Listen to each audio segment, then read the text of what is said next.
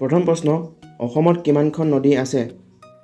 শুদ্ধ উত্তৰ, অসমত 125খনতকৈও অধিক নদী আছে, য'ত ব্ৰহ্মপুত্ৰ আৰু বৰাক নদী হ'ল অসমৰ দুখন প্ৰধান নদী। ব্ৰহ্মপুত্ৰ নদীৰ মুঠ দৈৰ্ঘ্য হৈছে প্ৰায় 2900 কিলোমিটাৰ, আনহাতে বৰাক নদীৰ মুঠ দৈৰ্ঘ্য হৈছে প্ৰায় 900 কিলোমিটাৰ। 2 নম্বৰ প্ৰশ্ন, জয়মতী কথাছবিখন কোনে নিৰ্মাণ কৰিছিল? শুদ্ধ উত্তৰ, জয়মতী কথাছবিখন জ্যোতিপ্ৰসাদ আগৰৱালাদেৱে নিৰ্মাণ কৰি ছবিখন 1935 চনৰ 10 মাৰ্চ তাৰিখে চিনেমাগৃহত মুকলি কৰা হয়। 3 নম্বৰ প্ৰশ্নটো হৈছে, অসমৰ কাৰ্বন ফ্ৰী অথবা কাৰ্বন মুক্ত জিলাখনৰ নাম কি? শুদ্ধ উত্তৰটো হ'ব অসমৰ কাৰ্বন ফ্ৰী বা কাৰ্বন মুক্ত জিলাখনৰ নাম হৈছে মাজুলী। মাজুলী গোটেই ভাৰতবৰ্ষৰ ভিতৰতে প্ৰথম কাৰ্বন ফ্ৰী বা কাৰ্বন মুক্ত জিলা বুলি ঘোষণা কৰা হৈছে। 4 নম্বৰ প্ৰশ্নটো হৈছে, অসমৰ লায়ন মেন বুলি কাক কোৱা হয়? শুদ্ধ উত্তৰটো হ'ব অসমৰ লায়ন মেন বুলি ৰাধা গোবিন্দ বৰুৱাক কোৱা হয়। ৰাধা গোবিন্দ বৰুৱা আছাম ট্ৰিবিউনৰ সংস্থাপক বা ফাউণ্ডাৰ আছিল।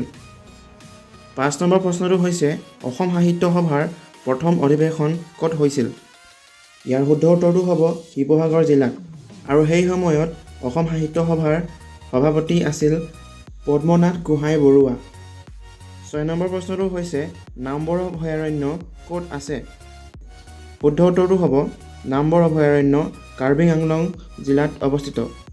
7 নম্বৰ প্ৰশ্নটো হৈছে, অসমৰ মুঠ ৰাষ্ট্ৰীয় উদ্যানৰ সংখ্যা কিমান? ইয়াৰ শুদ্ধ উত্তৰটো হ'ব অসমৰ ৰাষ্ট্ৰীয় উদ্যানৰ মুঠ সংখ্যা হ'ল 7খন। বিগত সময়ছোৱাত অসমৰ মুঠ ৰাষ্ট্ৰীয় উদ্যানৰ সংখ্যা 5খন আছিল যদিও বৰ্তমান সময়ত ৰায়মনা আৰু দিহিং পাটকাই ৰাষ্ট্ৰীয় উদ্যান হিচাপে স্বীকৃতি লাভ কৰে, আৰু এই গোটেইকেইখন ৰাষ্ট্ৰীয় উদ্যানে অসমৰ মুঠ মাটিকালিৰ 2.51% আৱৰি আছে। 8 নম্বৰ প্ৰশ্নটো হৈছে, অ-ভা-ও-হা সভা মানে কি? শুদ্ধ উত্তৰটো হ'ব অ-ভা-ও-হা সভা মানে অসমীয়া ভাষাৰ উন্নতি সাধনী সভা। 9 নম্বৰ প্ৰশ্নটো হৈছে, অসমৰ ৰাজ্যিক ভাষা কি? শুদ্ধ উত্তৰটো হ'ব অসমৰ ৰাজ্যিক ভাষা হৈছে অসমীয়া, কিন্তু ৰাজ্যখনত বঙালী, হিন্দী আৰু ৰাজ্যখনৰ বিভিন্ন জনজাতীয় লোকসকলৰ ভাষাও ব্যৱহাৰ কৰা দেখা যায়। 10 নম্বৰ প্ৰশ্ন, কলা দিৱস কেতিয়া পালন কৰা হয়? শুদ্ধ উত্তৰ, কলা দিৱস প্ৰতি বছৰৰ 23 অক্টোবৰ তাৰিখে পালন কৰা হয়।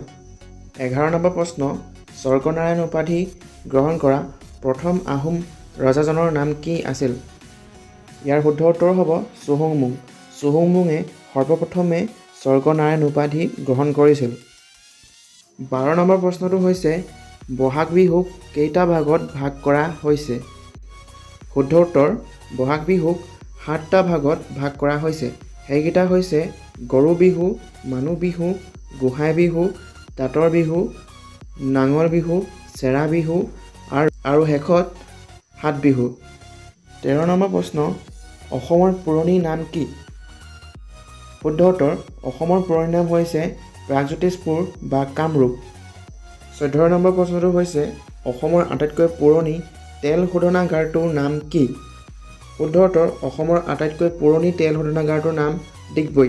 ডিগবৈ অসমৰে নহয়, ডিগবৈ সমগ্ৰ এছিয়াৰ ভিতৰতে পুৰণি তেল শোধনাগাৰ, আৰু তেল শোধনাগাৰটো 1901 চনত স্থাপন কৰা হৈছিল।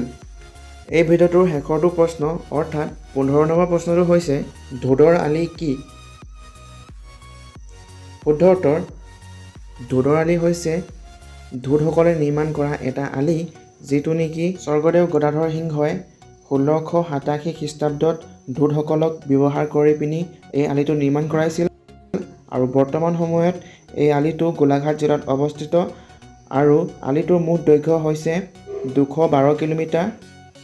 তো ৰাইজ, ভিডিঅ'টো এইখিনিলৈকে চাই যদি আপোনালোকে ভাল পালে তেন্তে ভিডিঅ'টো লাইক এটা কৰি দিব, আৰু ভিডিঅ'টো ছাবস্ক্ৰাইবো কৰি ল'ব, তেতিয়া আপোনালোকে এনেধৰণৰ নতুন নতুন জিকে পাই থাকিব। তো আজিলৈ ইমানতে সামৰিছোঁ। জয় আই অসম।